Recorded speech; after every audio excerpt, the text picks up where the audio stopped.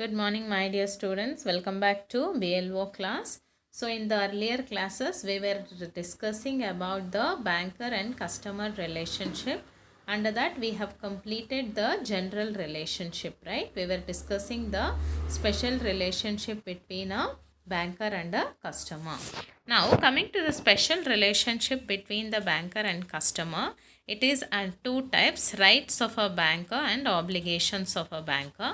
Under rights of a banker, I had already explained you the right to lien, right?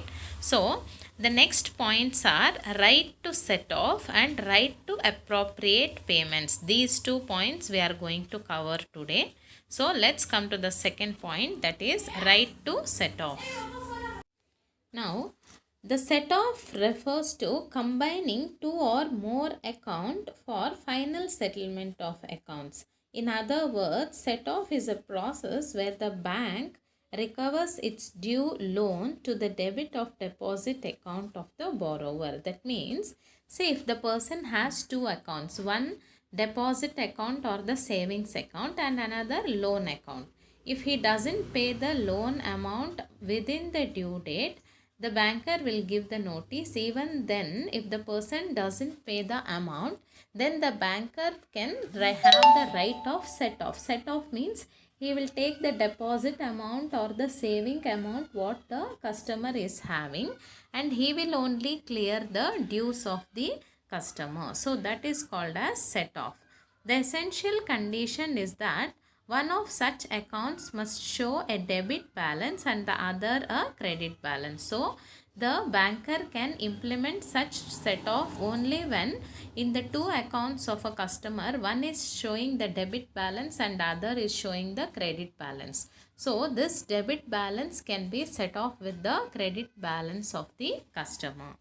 Different branches are one unit. That means even though the customer has accounts in different branches, but if one account is showing the credit balance or the amount in the account and other is showing the debit balance, that is the loan amount, they can be set off even though he is having the accounts at different places.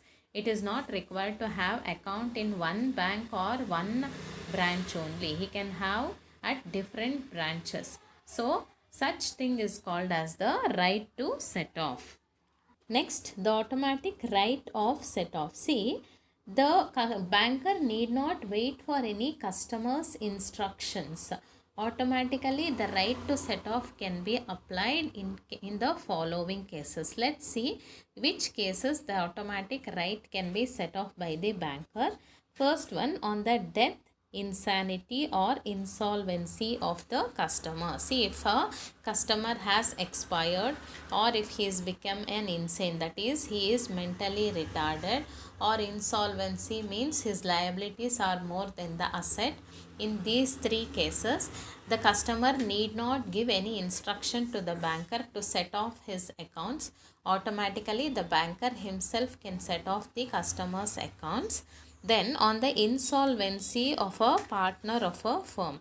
See, if there are two partners or two or more partners running a partnership firm and their loan amounts are due yet to be repaid, and any one of the partner has become an insolvent, in such case also the banker can take the steps to automatically right to set off the accounts of the partnership firm. Then on the winding up of a company, see, suppose if the company is closed down, it may be due to continuous losses in the account or due to the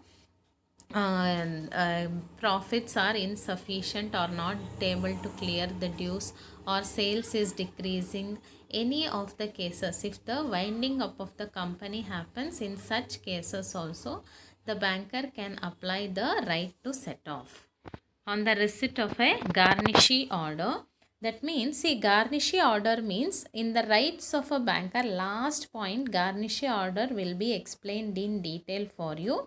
Now I'll just tell you briefly, because again I have to explain this. It is a very vast topic.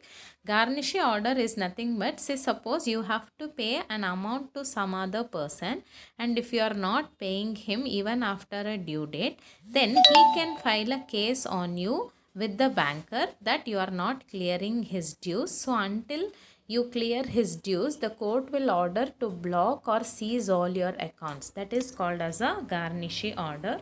So if the banker receives a garnishee order, in such case also the automatic right to set off can be implemented. Next one, on the receipt of notice of assignment of the credit balance of the customer. So if any receipt of notice is received by the banker that the customer's balance is showing a credit balance, in such case also he can automatically have the right to set off the accounts. And the last point, on the receipt of an information of a second mortgage over the security which is charged to the bank. See, suppose the customer has already taken a loan by mortgaging some property and he goes to some other bank to receive a loan again on the same property by mortgaging the same property. In such cases also the automatic right can be set off by the banker. So these are the cases in which the banker can implement the right to set off. So I hope all of you have understood the point right to set off. In simple, right to set off means when two accounts of a customer is maintained. One is loan account and other one is a savings or fixed deposit account.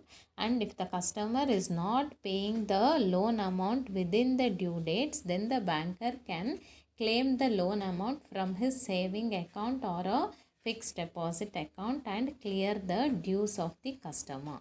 So this is called as right of set off. Let's move on to the third point, that is right to appropriate payments. See, if the customer owes several debts to the banker and makes payments, he has the right to request the banker to apply the payment to the discharge of some particular amount.